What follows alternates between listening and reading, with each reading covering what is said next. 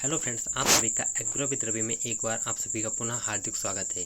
दोस्तों, आज हम आपके लिए बीएससी एग्रीकल्चर 6 सेमेस्टर सब्जेक्ट है आपका आज का farm management production and resources economics, अर्थात फार्म प्रबंधन, उत्पादन एवं संसाधन अर्थशास्त्र। दोस्तों, आज के जो महत्वपूर्ण प्रश्नोत्तर आपके लिए लाए हैं बहुत ही उपयोगी होने वाले हैं, तो क्लास को ज़्यादा से ज़्यादा लाइक और शेयर करना बिल्कुल ही ना भूलें। तो बढ़ते हैं आज के अपने पहले प्रश्न की ओर। और पहला प्रश्न इस प्रकार से है कि खेत को एक प्रबंधन के तहत कृषि उद्यम की एकल इकाई के रूप में संचालित भूमि के टुकड़े या टुकड़े के रूप में कौन परिभाषित करता है। यह कथन किसने किया। इस प्रकार से भी यह प्रश्न पूछा जा सकता है कि एक प्रबंधन के तहत कृषि उद्यम की एकल इकाई के रूप में संचालित भूमि के टुकड़े के रूप में किसने यह कथन परिभाषित किया। तो इसका सही उत्तर होगा डी.एस. चौहान ने। किसने किया? डी.एस. चौहान ने।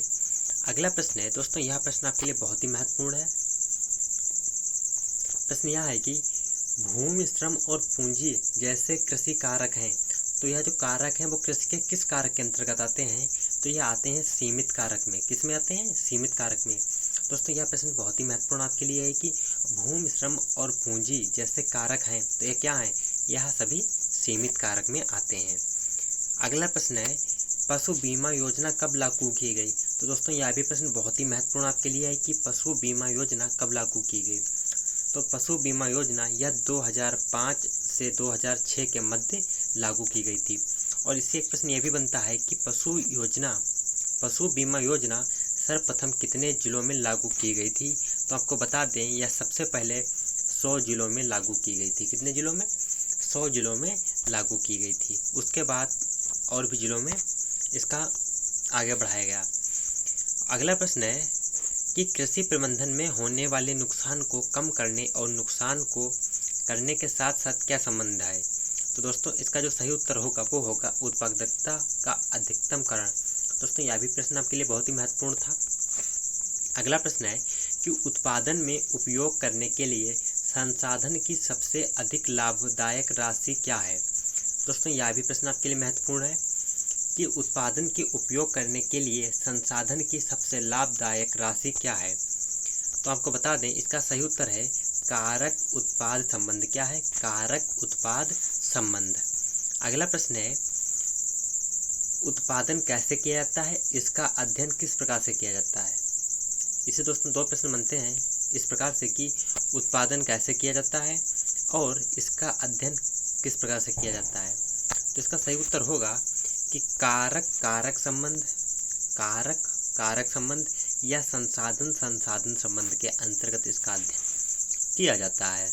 अगला प्रश्न है, क्या उत्पादन करना है या किस उद्यम का चयन करना है, यह विषय है या संबंध बताइए।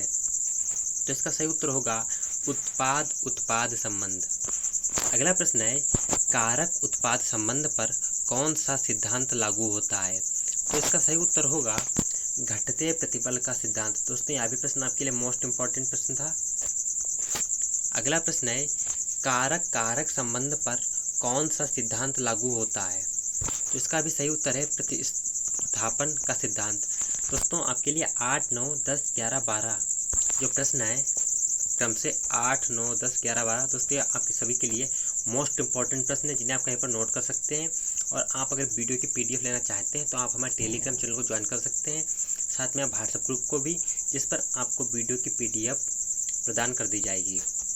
अगला प्रश्न है, कारक संबंध पर कौन सा सिद्धांत लागू होता है। तो दोस्तों, इस पर समसीमांत सिद्धांत लागू होता है। इससे पहले क्या पूछा गया था? इसके पहले यह पूछा गया था कि कारक संबंध पर कौन सा सिद्धांत लागू होता है, प्रतिस्थापन सिद्धांत। और यहाँ क्या है कि कारक संबंध पर कौन सा सिद्धांत लागू होता है। दोस्तों, दोनों प्रश्न एक ही हैं, पर इन दोनों में फ़र्क यह है कि अगर दोनों में से विकल्प दोनों दिए जाएंगे तो आपको ए और बी दोनों चुनने होंगे। अगर इन दोनों में से अगर दोनों विकल्प आते हैं अलग अलग तरीके से, तो उनमें से आपको जो भी विकल्प मिल जाए पहले आपको उस पर टिक करना होगा। उसके बाद अगला प्रश्न है कि उत्पादन निर्णय किसका उत्पादन है। उत्पादन निर्णय किसका उत्पादन है। तो इसका सही उत्तर है संसाधन उपयोग का इष्टतम स्तर पर। अगला प्रश्न है, उत्पादन का निर्णय कैसे उत्पादन करता है। तो इसका सही उत्तर है न्यूनतम लागत विधि पर। दोस्तों, यह भी प्रश्न आपके लिए मोस्ट इंपॉर्टेंट प्रश्न है। अगला प्रश्न है, उत्पादन निर्णय का क्या उत्पादन करता है? उत्पादन निर्णय का क्या उत्पादन करता है? पहले क्या था कि कैसे उत्पादन करता है, तो न्यूनतम लागत विधि पर करता है। और क्या उत्पादन करता है, तो करता है उद्यम चयन का उत्पादन करता है। अगला प्रश्न है कि उत्पादन फलन को गणितीय संबंध के रूप में कौन परिभाषित करता है?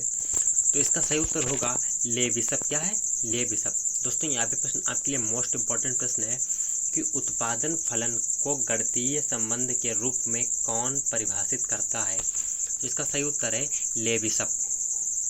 अगला प्रश्न है प्रोडक्शन फंक्शन का दूसरा नाम क्या है? प्रोडक्शन फंक्शन का दूसरा नाम क्या है? तो इसका सही उत्तर है कारक और उत्पाद संबंध को प्रोडक्शन फंक्शन कहा जाता है। अगला प्रश्न है कि उत्पादन फलन कितने प्रकार के होते हैं? तो दोस्तों यहाँ 2 प्रकार के होते हैं। उत्पादन फलन 2 प्रकार के होते हैं। और दोस्तों यहाँ भी प्रश्न आपके लिए इंपॉर्टेंट प्रश्न है। अगला प्रश्न है कि परिवर्ती प्रचेत का नियम है? तो इसका सही उत्तर है एक आगत की मात्रा भिन्न भिन्न होती है। एक आगत की मात्रा भिन्न भिन्न होती है। और अगला प्रश्न है पैमाने पर रिटर्न के कानून की विशेषताएं बताइए। दोस्तों आज की क्लास में हम आपके लिए सभी मोस्ट इंपॉर्टेंट प्रश्न लाए थे। और दोस्तों यह भी प्रश्न आपके लिए इंपॉर्टेंट है कि पैमाने पर रिटर्न के कानून की विशेषताएं बताइए।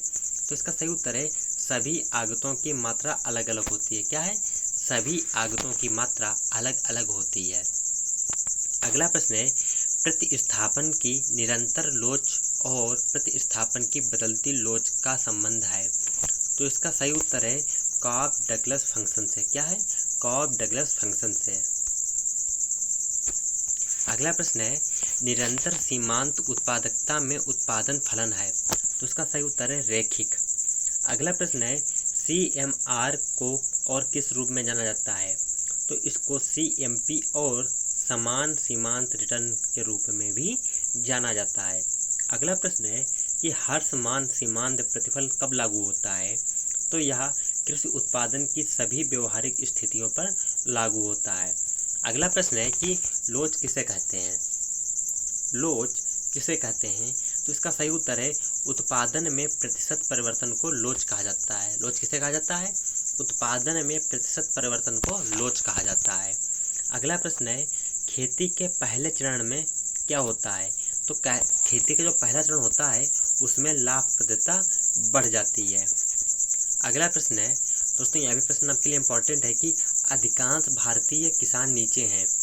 तो अधिकांश भारतीय किसान जो हैं वो स्टेज फर्स्ट या स्तर 1 से नीचे की ओर हैं।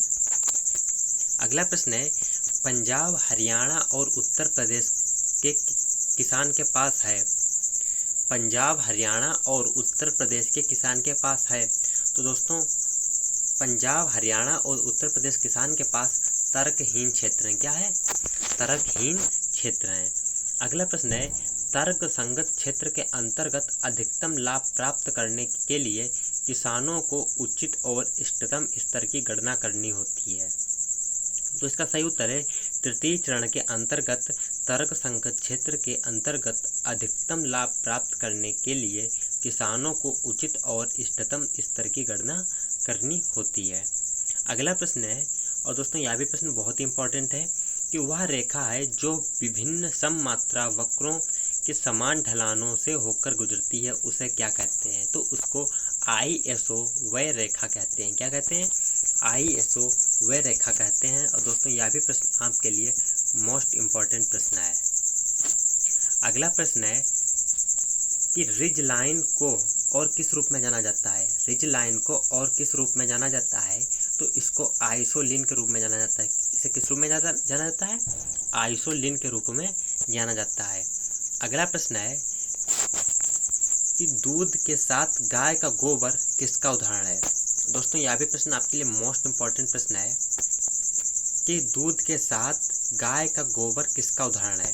तो इसका सही उत्तर है मानार्थ संबंध, संयुक्त उत्पाद और पूरक संबंध। क्या है? मानार्थ संबंध, संयुक्त उत्पाद और पूरक संबंध का उदाहरण है। दोस्तों आज की क्लास हमारी यहीं पर समाप्त होती है। मिलते हैं अगले क्लास में नए टॉपिक के साथ। तब तक जय हिंद, जय भारत।